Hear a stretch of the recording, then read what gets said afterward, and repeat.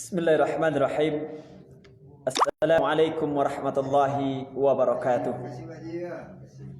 Alhamdulillahilladzi arsala rasulahu bil huda wa dinil haqq liyuzhirahu 'ala ad-dini kulli wa kafa billahi shahida. Asyhadu an la ilaha illallah wahdahu la syarika lah. Asyhadu anna Muhammadan 'abduhu wa rasuluhu la nabiyya ba'dah. Allahumma salli wa sallim wa barik ala Muhammadin wa ala alihi wa ashabihi wa man tabi'ahum bi ihsan ila yaumiddin, amma ba'd. Qala Allah ta'ala fi kitabihil karim, a'udzu billahi samii'il 'alim minasy syaithanir rajim. Ya ayyuhan nasu kulu mimma fil ardi halalan tayyiban ولا تتبعوا خطوات الشيطان إنه لكم عدو مبين إنما يأمركم بالسوء والفحشاء وأن تقولوا على الله ما لا تعلمون. ارحمنا بالقرآن. Kaum muslimin, kaum muslimat yang dirahmati oleh Allah Subhanahu wa taala di mana saja berada, kembali pada sore hari ini kita panjatkan puji serta syukur kehadirat Allah Subhanahu wa taala, karena alhamdulillahirabbil alamin memasuki Ramadan ke-15. Sudah separuh Ramadan kita lewati berkat izin Allah taala, dengan segala macam bentuk kesusahan, dalam segala macam bentuk kepayahan yang kita lewati pada Ramadan tahun ini. Mudah-mudahan segala yang kita lakukan, segala yang kita laksanakan pada bulan Ramadan kali ini, Allah Subhanahu wa taala jadikan ini amal bagi kita, jadikan amal soleh untuk kita dalam rangka mencari kehidupan yang bahagia nanti di akhirat kelak. Dan kita minta kepada Allah Subhanahu wa taala, semoga puasa yang kita laksanakan ini mampu menjadikan kita orang-orang yang diampunkan dosanya oleh Allah Subhanahu wa taala nanti di akhir Ramadan.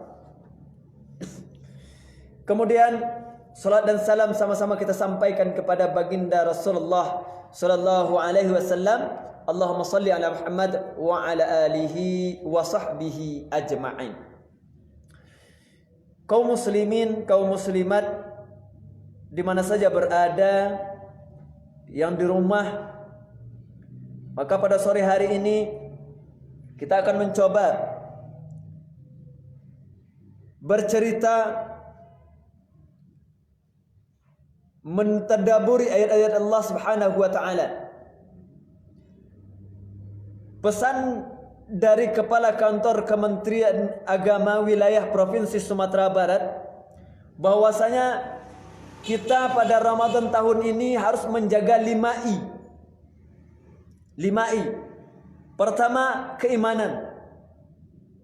Iman merupakan pondasi awal, pokok utama dalam melaksanakan ibadah Ramadan. Hal ini akan bisa kita lihat dalam surat Al-Baqarah ayat 183. Yang kedua, setelah beriman kemudian adalah ibadah. Ya, ibadah. Yang ketiga adalah infak. Nah, sekarang kita akan membahas I yang keempat dan yang kelima. I yang keempat adalah imun atau daya tahan tubuh. Maka kaum muslimin pendengar yang dirahmati Allah Subhanahu wa taala, kalau kita memaknai agama kita Islam ini secara kafah, secara keseluruhan, begitu hebatnya agama kita mengatur kita, termasuk dari segi pola makan kita, termasuk dari segi pola konsumsi yang harus kita nikmati, yang harus kita jadikan konsumsi setiap harinya. Apa kata Allah Subhanahu wa taala? Ya ayuhan nas, wahai manusia, kulu mimma fil ardi, makanlah olehmu mimma dari apa saja fil ardi yang ada pada bumi, tetapi dengan syarat. Ada syarat yang ditentukan oleh Allah Subhanahu wa taala. Apa itu? Halalan thayyiba. Halal lagi baik. Ya, halal lagi baik. Kemudian Allah Subhanahu wa taala lanjutkan, wala tattabi'u khutuwatis syaitan, dan janganlah kamu sekali-kali mengikuti khutuwatis syaitan, langkah-langkah syaitan. Innahu lakum aduwwum mubin. Sesungguhnya syaitan itu musuh yang nyata bagimu.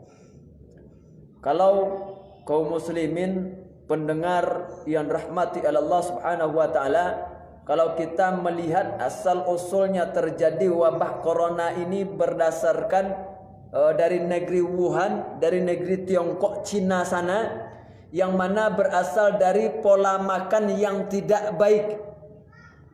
Itu awal mulanya. Bagi mereka yang beragama di luar agama Islam, apapun mereka embat, apapun mereka makan, termasuk kelelawar, ular, biawak, katak, dan lain sebagainya. Sehingga inilah yang menyebabkan adanya virus corona. Tetapi dalam agama kita, agama Islam, kita sudah ditentukan oleh Allah Subhanahu wa taala, yang harus dimakan itu adalah halalan thayyibah, halal lagi baik. Maka perkara halal ini memang mesti kita cermati betul. Dari yang kita makan, dari yang kita nikmati tersebut, apakah ini halal atau haram? Sebab pada zaman sekarang ini orang-orang banyak tidak peduli lagi tentang halal dan haram. Orang banyak tidak peduli lagi tentang baik atau buruknya. Sehingga orang awak mengecean daripada baca kak jo galang-galang, biarlah baca kak jurang. Artinya apa? Demi memenuhi kebutuhan perut, demi memenuhi supaya kenyang, maka mereka tidak peduli yang mereka kerjakan itu hak atau batil, boleh atau tidak, halal apa haram. Mereka tidak peduli lagi. Yang penting apa? Mereka makan. Kaum muslimin, kaum muslimat yang dirahmati Allah Subhanahu wa taala di mana saja berada. Syarat utama makanan yang harus kita makan itu halal dulu. Mau berapapun gizinya, tingkatan protein dan segala macamnya, kalau tidak halal pun tidak menjadi syarat untuk bisa makanan tersebut dikonsumsi bagi seorang muslim. Haram hukumnya seorang muslim memakan makanan yang berasal dari yang haram. Dan tentu saja memperoleh makanan yang halal itu kita mesti memperhatikan pula dari sumber apa kita mendapatkan makanan tersebut. Bisa jadi bendanya makanannya halal, tetapi kita dapatkan itu dengan cara yang halal, dengan cara yang haram, ini pun tidak boleh. Atau didapatkan dari uang yang haram, ini pun tidak boleh. Seseorang bapak membeli sekarung beras, tetapi beras tersebut dibeli dengan uang hasil judi. Berasnya halal, halal. Berasnya boleh dimakan, boleh dimakan. Tetapi karena ia dibeli, didapatkan dari hasil uang yang haram, maka beras tersebut pun menjadi makanan haram bagi kita. Makanya kaum muslimin sidang jamaah yang dirahmati Allah di mana saja berada, ya, perkara pertama dinilai dalam agama kita masalah makanan itu halalnya terlebih dahulu, bukan mewahnya. Bukan kandungan proteinnya, bukan kandungan gizi dan segala macamnya. Yang pertama itu adalah halalnya.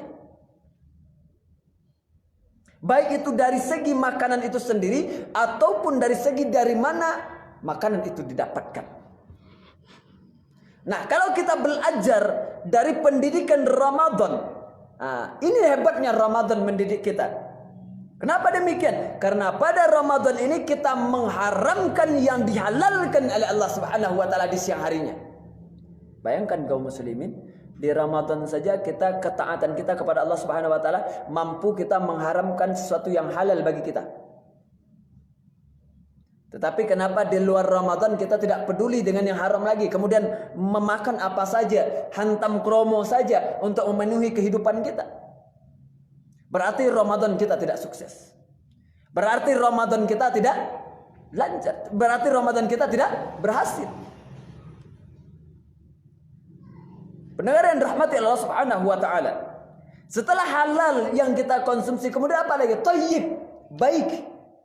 Baik untuk diri kita. Baik untuk raga kita, baik untuk fisik kita. Segala sesuatu yang mungkin baik untuk orang lain tetapi belum tentu baik untuk diri kita. Makanya syarat yang kedua, makanan yang dikonsumsi oleh seorang muslim itu adalah yang baik bagi dirinya.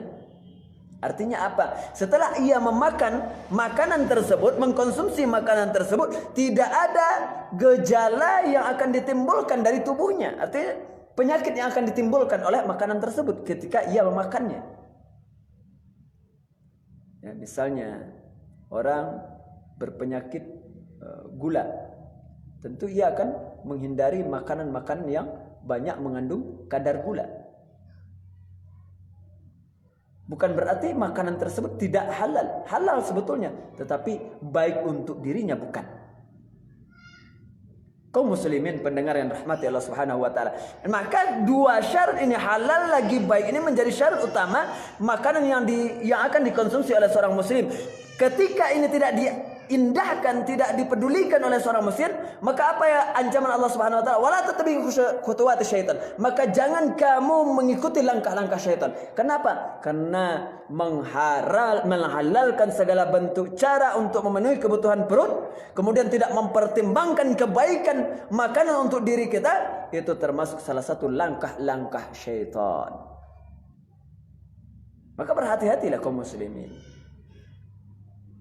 Dan kalau kita sudah mengikuti langkah-langkah syaitan, innahu lakum aduwwum mubin. Sesungguhnya syaitan itu bagi kamu, untuk kamu, itulah musuh yang paling nyata. Ini ya. Yang keempat yang harus dijaga oleh seorang muslim pada saat Ramadan 1441 saat ini. Ya. Di tengah wabah pandemi corona ini. Yang kelima, yang terakhir, 5I yang harus dijaga oleh seorang muslim ketika Ramadan saat ini adalah interaksi, pergaulan. Kaum muslimin pendengar yang dirahmati oleh Allah Subhanahu wa taala. Interaksi, pergaulan kita di dalam lingkungan kaum muslimin sudah diatur oleh Allah Subhanahu wa taala. Makanya hebat sebetulnya apa yang telah diberikan risalah oleh Rasulullah SAW tentang bagaimana cara bergaulnya kaum muslimin. Beda dengan cara bergaulnya Barat, beda dengan cara bergaulnya orang Eropa, beda cara bergaulnya dengan orang-orang Yahudi dan Nasrani. Dan ini menjadi salah satu yang harus kita jaga pada Ramadan kali ini. Kenapa demikian? Kalau kita hari ini tidak menjaga interaksi kita, maka apa yang akan terjadi? Ada peluang kita pun akan terinfeksi virus COVID-19 ini.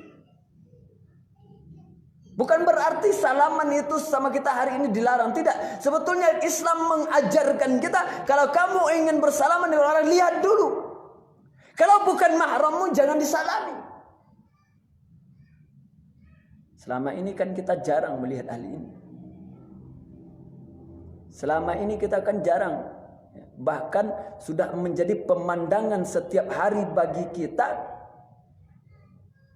Orang-orang yang bukan mahram, yang bukan mu'rim, mereka seenaknya saja berpangku tangan, bergandengan tangan, bahkan lebih lagi daripada sepasang suami istri. kaum muslimin pendengar di mana saja berada. Maka interaksi ini dalam agama kita harus kita lihat. Harus kita waspadai. Makanya Rasulullah SAW, ya, kalau kita dalam beragama Islam melihat pergaulan kita, semakin bebas pergaulan tersebut, maka apa yang akan terjadi? Maka akan semakin bebas pula kemaksiatan. Ya, kenapa negara-negara Eropa itu membebaskan mereka, cara bergaul mereka, mereka kenal dengan seks bebas, karena mereka tidak ada aturan seperti Islam. Makanya banyak penyakit, ya, HIV AIDS itu ditularkan oleh mereka yang bergaul tidak ada batasnya. Sama hari ini. Corona pun akan cepat menyebar kalau di antara kita tidak mengetahui batasan-batasan pergaulan kita. Maka kaum muslimin pendengar yang dirahmati oleh Allah Subhanahu wa taala, kalau seandainya ini kita terapkan, kita jaga 5I yang disampaikan pesan kepala kantor wilayah Kementerian Agama Provinsi Sumatera Barat ini, maka insya Allah Ramadan kita akan sukses. Inilah sebetulnya kalau kita melihat corona dari segi negatif memang banyak sekali. Banyak sekali segi negatif corona ini. Tetapi dari sekian banyak segi negatif yang ditimbulkan oleh COVID-19, ada beberapa pembelajaran, ada beberapa hikmah, ada beberapa mau'izah yang perlu kita pelajari, yang harus kita resapi, yang harus kita renungkan untuk kehidupan yang akan datang bagi seorang kita, seorang muslim. Corona ini mengajarkan kita hidup bersih, cuci tangan, bergaul dengan yang bersih, menjaga kebersihan. Bukankah itu sudah menjadi patokan bagi seorang muslim, bahwasanya dalam agama kita, agama Islam, kita dianjurkan dan diwajibkan untuk bersuci. Bahkan tidak sah salat seorang kalau ia tidak suci. Itu yang pertama kalau kita lihat. Kemudian corona hari ini mengajarkan kita bagaimana kita menghormati, kita menghargai pemberian alam yang selama ini sering kita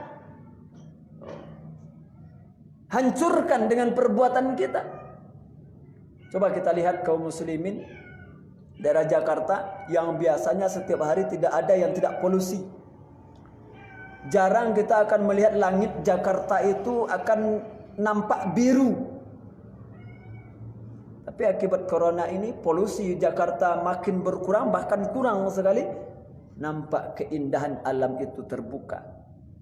Ternyata yang menghancurkan alam ini memang perbuatan manusia. Sekali-sekali manusia ini pun harus di stop kegiatannya untuk menghancurkan alam.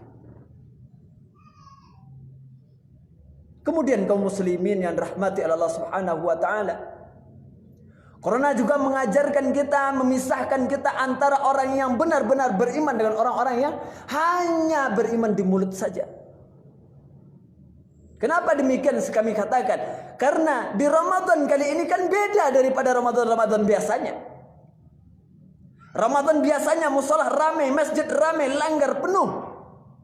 Tapi Ramadan tahun ini semuanya sepi. Semuanya tidak ada melaksanakan jamaah. Artinya apa? Kalau hanya bagi orang-orang yang menganggap Ramadan itu hanya seremonial saja, maka ini kesempatan bagi mereka untuk tidak melaksanakan ibadah.